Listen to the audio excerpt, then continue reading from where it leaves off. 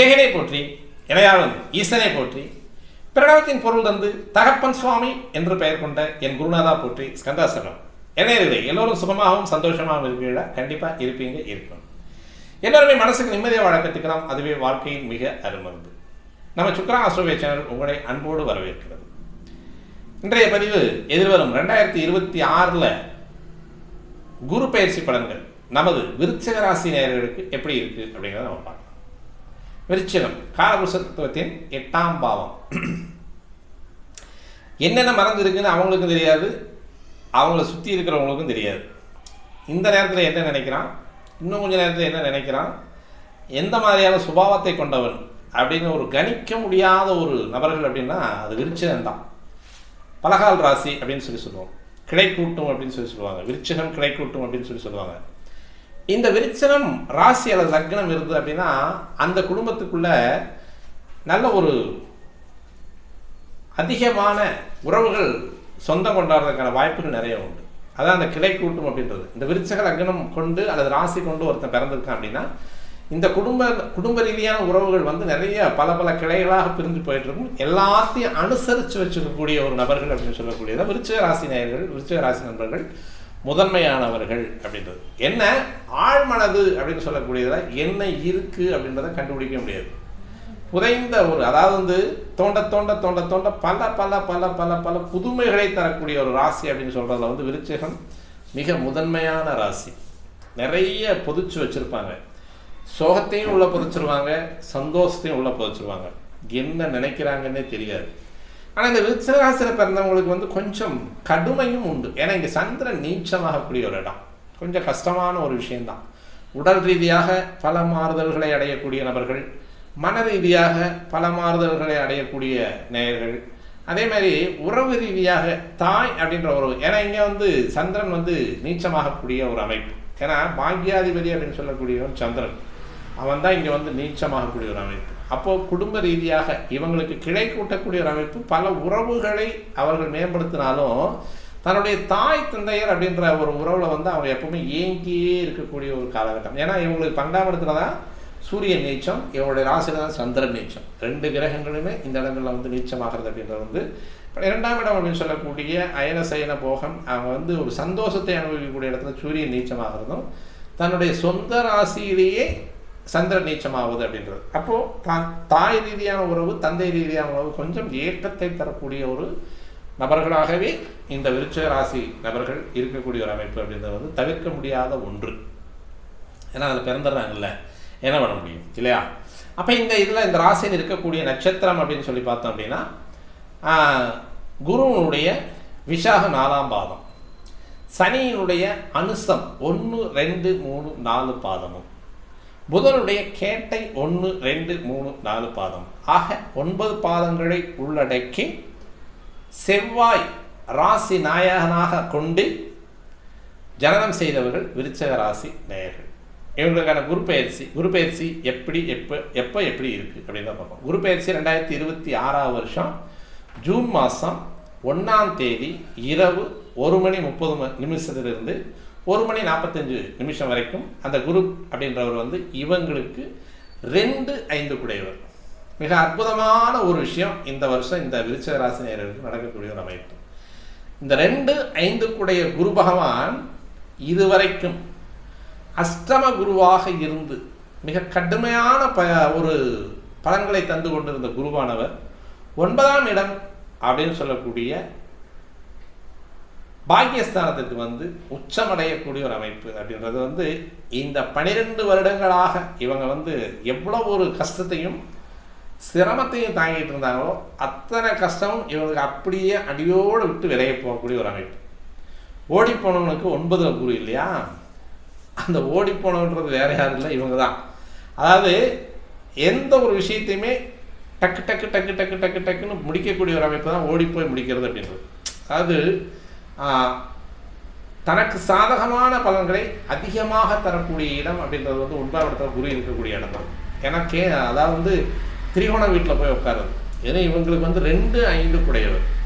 அதாவது தனஸ்தானாதிபதி, குடும்பஸ்தானாதிபதி, வாக்குஸ்தானாதிபதி அப்படின்னு சொல்லக்கூடிய படிப்புக்கும் சம்பாதிக்கக்கூடிய வருமானத்திற்கும் இனிமேல் ஏற்படக்கூடிய ஒரு குடும்பத்திற்கும் சொந்தக்கார குரு அப்படின்னு சொல்லக்கூடியவரும் 5 பணம், புகழ், அந்தஸ்து, கல்வி, காதல் இது மாதிரியான விஷயங்களை சொல்லக்கூடிய குருவும் ஒரு வீட்டிற்கு, அதாவது வந்து ஒரு திரிகோண வீட்டிற்கு இன்னொரு திரிகோண வீடு அப்படின்னு சொல்லக்கூடிய 5ஆம் இடத்திற்கு 5ஆம் இடம் அப்படின்னு சொல்லக்கூடிய இடத்துல 9ஆம் இடத்துல உட்கார்றதும் 2ஆம் இடத்திற்கு 8ஆம் இடத்தில் மறைவதும் ஒரு அருமையான ஒரு காலகட்டத்தை தரக்கூடிய ஒரு காலகட்டம்.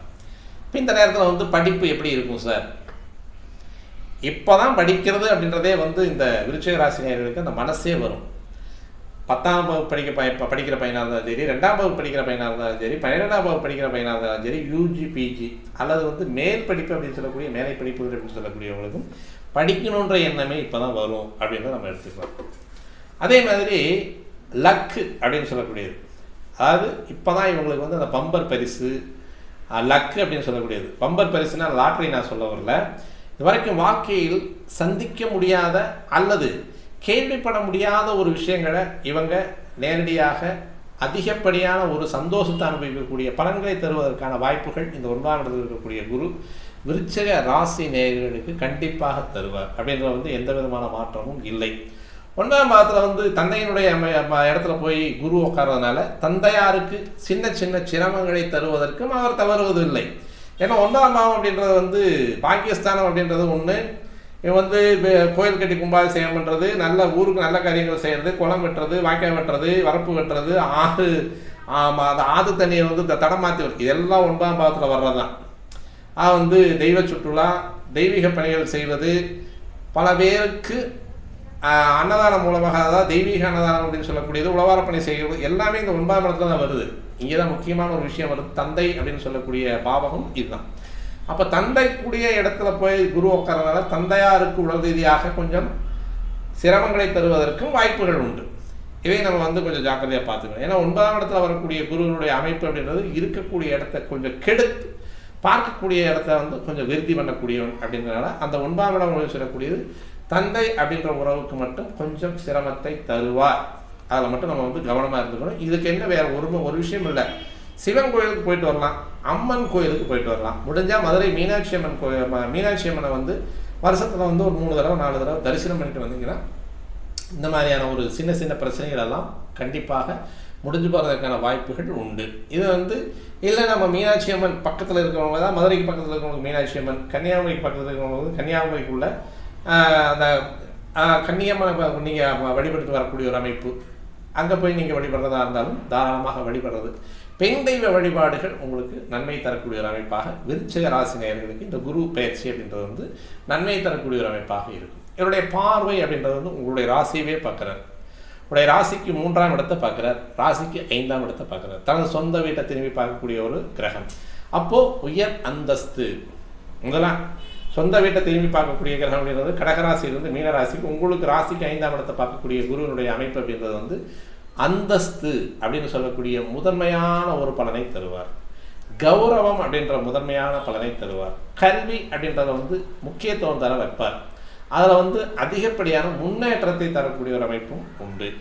இது வரைக்கும் சொத்து சோகத்தில் வந்து ஏதாவது பிரச்சனைகள், பூர்வீக சொத்துக்களில் வந்து வில்லங்க விவகாரங்கள் இருந்ததுன்னா முழுமையாக விலகி உங்களுக்கு வரக்கூடிய ஒரு அமைப்பு உண்டு. அதே மாதிரி உங்களுடைய வாழ்க்கை பயணம் அப்படின்றது இந்த ஒரு வருஷத்துக்கு உங்களுடைய சமுதாயம் சார்ந்த ஊர், கிராம மக்கள் அல்லது உங்களுடைய சமுதாயம் சார்ந்த மக்களுக்கு ஒரு உதாரண புருஷனாக இருக்கிறதுக்கான வாய்ப்புகள் நிறைய இருக்குது. இந்த 5ஆம் இடத்து பார்வை அப்படின்றது உங்களுக்கு அந்த குருவுடைய 9ஆம் இடத்து பார்வை 5ஆம் இடத்துக்கு விழுகிறது அப்படிங்கிறது வந்து மிக நேர்த்தியான ஒரு அமைப்பை கொண்ட ஒரு அமைப்பாக உண்டு. 3ஆம் இடம் அப்படின்னு சொல்லக்கூடிய இடத்துக்கு வந்து குருவினுடைய பார்வை இடமாற்றம், தொழில் மாற்றம். இதுவரைக்கும் என்ன தொழில் செய்யறதுன்னு எனக்கு தெரியாமல் ஒரு ஐடென்டிஃபிகேஷன் இல்லாமல் இருந்தேன் சார், இப்போ இனிமேல் வந்து எனக்கு ஒரு ஐடென்டிஃபிகேஷன் வருமா அப்படின்னு கேட்டோம்னா, உத்தியோகம் புருஷ லட்சணம். பொதுவாகவே வந்து தொழில் தான் ஒரு மனுஷனை அடையாளப்படுத்துது. பால்காரர், தபால்காரர், மோர்காரர், தயிர்காரர், அந்த ஒரு தொழிலை வச்சு தான் ஒரு மனிதனையை அடையாளப்படுத்தக்கூடிய ஒரு அமைப்பாக இருக்குது. ஊரில் வந்து பேர் வந்து ஒரே பேரில் வந்து நிறைய பேர் இருப்பாங்க. ஒரு தனபால் அப்படின்னா 10 தனபால் இருப்பார். அந்த தனபாலில் 10 தனபாலில் யார் அந்த குறிப்பிட்ட தனபால் அப்படின்னா எலக்ட்ரீஷியன் தனபால் அப்படிம்போம், அல்லது பால் வியாபாரி தனபால் அப்படிம்போம், அல்லது வந்து நெய் வியாபாரி தனபால் அப்படிம்போம். அப்போ அந்த தொழில் அப்படின்றதான் ஒருத்தனுக்கு அடையாளத்தை கொடுக்கக்கூடிய ஒரு அமைப்பு. அப்போது அந்த தொழில் அப்படின்னு சொல்லக்கூடியது எனக்கு ஒரு அடையாளமே இல்லாமல் இருக்குது சார், எனக்கு இனிமேல் இந்த அடையாளம் வருமா அப்படின்னா கண்டிப்பாக இந்த வருஷம் உங்களுக்கு அதற்கான வித்து முதல் அனுபவமும் முதலீடும் வித்தும், அதாவது ஆரம்பத்தை உருவாக்கக்கூடிய ஒரு அமைப்பு அப்படின்றது வந்து இந்த விருச்சிக ராசி நேயர்களுக்கு கண்டிப்பாக இந்த வருடம் உண்டு. நல்லா பார்த்து ஜாக்கிரதையாக பயன்படுத்திக்கிங்க. இதை தவற விட்டீங்க அப்படின்னா அடுத்து 12 வருஷம் கழிச்சு தான் அப்புறம் உங்களுக்கு அந்த மாதிரியான ஒரு வாய்ப்புகள் வரும். அதனால் இந்த தடவை வந்து உங்களுக்கான தொழிலுக்கான முதல் அங்கீகாரத்தை முதல்ல தேடிக்கணும்.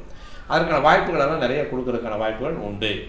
அப்போது இந்த 3ஆம் இடத்து பார்வையின் மூலமாக உங்களுக்கான இடமாற்றம், தொழில் மாற்றம், நேர்த்தியான ஒரு விஷயங்கள், காதல் கைகூடக்கூடிய ஒரு அமைப்பு, காதலில் ஜெயிப்பவங்களும் நிறைய பேர் இருக்காங்க. இந்த தடவை விருச்சிக ராசி நேயர்களுக்கு வந்து நிறைய காதல் கைகூடக்கூடிய ஒரு அமைப்பு உண்டு. உளமாற, அதாவது ரொம்ப நேர்த்தியாக சார் நான் உண்மையாக லவ் பண்ணுறேன் அப்படிங்கிறவங்களுக்கு வந்து அந்த காதல் சக்ஸஸ்ஃபுல்லாக முடியறதுக்கான வாய்ப்புகள் கண்டிப்பாக உண்டு. போலியான காதலுக்கு இந்த வருஷம் வேலை இல்லை, அது வந்து டக்குன்னு ஓடி போயிடும். உண்மையான காதலுக்கு கண்டிப்பாக இந்த வருஷம் வந்து கைகூடக்கூடிய ஒரு, அதாவது திருமண வயது, ஏன்னா உங்களுக்கு வந்து ராசியே பார்க்கக்கூடிய ஒரு அமைப்பு அப்படின்றதுனால போன வருஷமெல்லாம் வந்து 2ஆம் இடத்தை பார்த்துட்டு இருந்து அந்த காதலுடைய அரிச்சுவடி தாண்டி 1ஆம் வகுப்பு 2ஆம் வகுப்பெல்லாம் தாண்டி வந்திருப்பீங்க.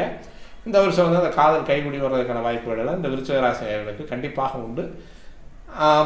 வாழ்க வளமுடன்.